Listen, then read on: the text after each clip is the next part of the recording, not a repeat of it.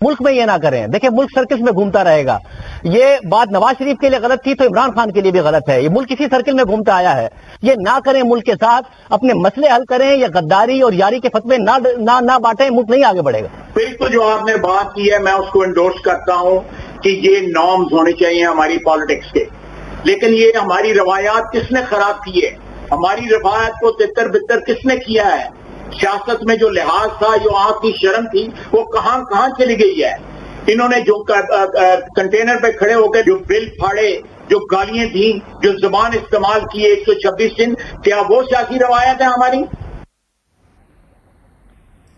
ख्वाजा आसिफ साहब का बयान आपने मुलाहिजा किया। वो कहते हैं जी हम तो स्कोर सेटल कर रहे हैं, कंटेनर पर खड़े होकर सियासत में जो लिहाज शर्म था इन लोगों ने यानी पीटीआई ने खत्म किया है।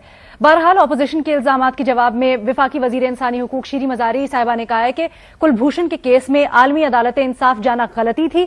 नून लीग वाले बताएं कि वो कुलभूषण केस में आलमी अदालत इंसाफ में क्यों गए, नून लीग ने क्यों आलमी अदालत इंसाफ का दायरा इख्तियार तस्लीम किया था। विफाकी वजीर साइंस और टेक्नोलॉजी फवाद चौधरी साहब ने इस पर कहा है कि कुलभूषण यादव के मामले पर पीपल्स पार्टी और नून लीग सियासत कर रहे हैं।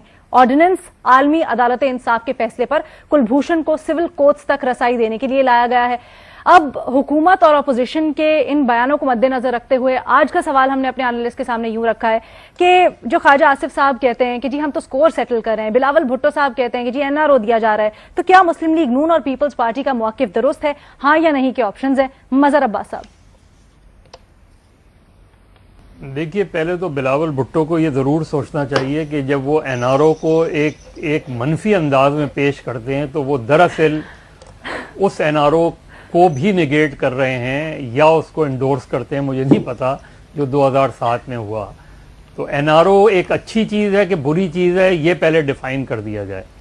दूसरी बात, मेरा ख्याल है कुलभूषण के मामले में इस चीज़ को ज़रूर हमें सोचना चाहिए कि बाज़ चीज़ें ऐसी होती हैं जो आपकी डोमेस्टिक पॉलिटिक्स में अच्छी लगती हैं, बाज़ चीज़ें ऐसी होती हैं जो आपके नेशनल इंटरेस्ट में आती हैं, लेकिन बहुत सी ऐसी चीज़ें होती हैं कि उसकी सेंसिटिविटी अपनी जगह होती है। यहाँ जो एक डिस्ट्रस्ट का मामला है वो बुनियादी तौर पे यही बनता है कि चूंकि जब ये ऑर्डिनेंस लाया गया तो मेरा ख्याल है इसको सीक्रेट रखा गया। मुझे नहीं पता इसकी लॉजिक क्या थी इसको, और इस चीज़ को अगर सीक्रेट नहीं था तो इस चीज़ पर उस वक्त शोर नहीं हुआ, तो छुपा के क्यों रखा गया? और ये बेहतर होता कि अगर आप अपोजिशन को मिला के चाहे इन कैमरा ही कर लेते, कुछ डिस्कशन करते कि ये चीज़ें लानी है। बाद इंटरनेशनल ऑब्लिगेशंस होती हैं जिसमें जो आपको पूरी करनी होती हैं।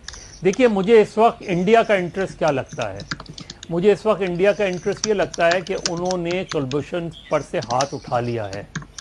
वो कुलभूषण के मामले को उन्होंने छोड़ दिया है कि अगर ये स्केप गोल्ड बनता है तो बनता रहे, अगर ये फांसी चढ़ता है तो चढ़ता रहे।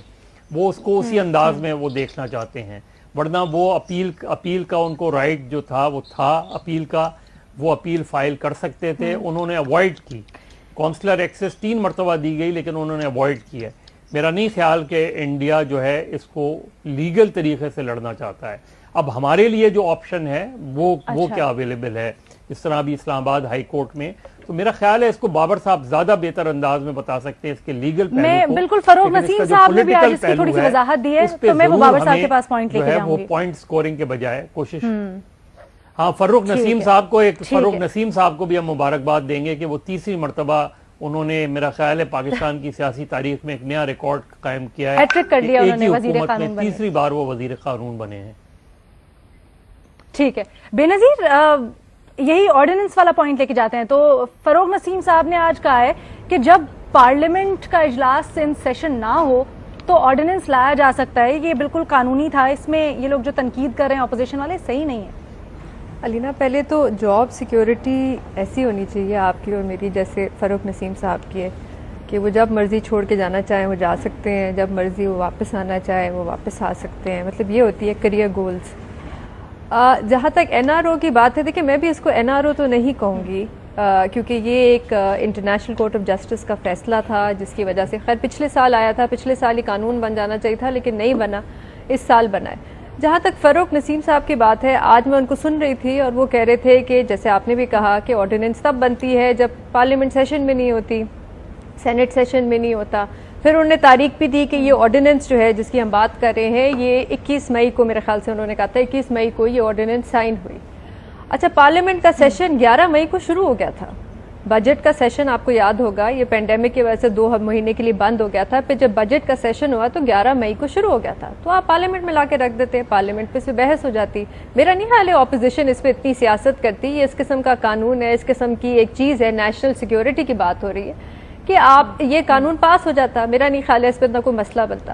دیکھیں میرے لیے جو سب سے زیادہ بڑا ایشو یہاں پہ ہے وہ یہ نہیں ہے کہ NRO میں دیا یا نہیں دیا, وہ یہ ہے کہ چپ کے خاموشی سے آپ آرڈیننس لے آتے ہیں اور پتہ ہی نہیں چلتا کسی کو.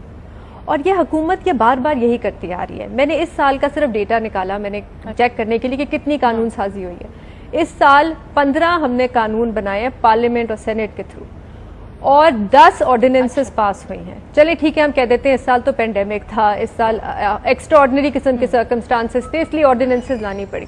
لیکن PTI کا جو رد عمل, جو ان کا جو جنرلی لائے عمل ہے وہ یہی رہا ہے کہ آرڈیننس کے ذریعے قانون سازی کرنی ہے. پہلے سال PTI پہلا سال 7 قانون بنائے تھے پارلیمنٹ کے تھرو اور 7 آرڈیننسز. اور آپ کو یاد ہوگا عمران خان صاحب نے کچھ صحافیوں سے کہا تھا کہ کیونکہ ہماری سینٹ میں میجورٹی نہیں ہے تو ہم تو اپوزیشن کے ساتھ بیٹھ کے کام نہیں کریں گے, تو ہم پھر آرڈیننس کے ذریعے قانون بنائیں گے. تو مائنڈ سیٹ یہ ہے کہ آرڈیننس کے ذریعے بنایا جائے. اور صرف میں یہ کہوں گی کہ اس قسم کے اتنے زیادہ آرڈیننسز پہلے مشرف کے دور میں کیے جاتے تھے, اتنے آرڈیننسز کبھی ہم نے بنائے نہیں جتنے مشرف کے دور میں ہم نے بنائے. اور اب یہ حکومت. ٹھیک ہے بھٹی صاحب. دیکھیے میڈم شیخ, پہلی بات نہ عمران خان مودی کا یار ہے نہ کلبھوشن کو NRO دیا جا رہا ہے. یہ عالمی عدالت کی ریکوائرمنٹس ہیں جو پوری کی جا رہی ہیں. اگر آپ طاقتور ملک ہوتے تو آپ کا قانون چلتا, اب عالمی عدالت کا قانون چلے گا. لیکن میڈم شیخ جیسے شاہ زیب رات کو بات کر رہے تھے, شاہ زیب خانزادہ صاحب, ہم کتنے بد نصیب لوگ ہیں, ہم کتنے بد قسمت لوگ ہیں. ہماری سیاست کنویں کا مینڈک دائروں میں گھوم رہی ہے. کل تحریک انصاف مذہبی کارڈ استعمال کر رہی تھی, نواز شریف صاحب کو جوتا لگا, خواجہ صاحب کے منہ پر سیاہی پڑی, احسن اقبال صاحب کو گولی لگی, زاہد احمد صاحب کو استعفیٰ دینا پڑا, لیگی وزراء کے گھروں پر حملے ہوئے. آج وہی کچھ لیگی سیاستدان کر رہے ہیں, یاد صادق سمیت اور احسن اقبال سمیت اور خواجہ آصف صاحب سمیت. عمران خان خلاف مذہبی کارڈ, عمران خان پر غداری کے فتوے. کل نواز شریف مودی کا یار تھا, آج عمران خان مودی کا رشتہ دار ہے.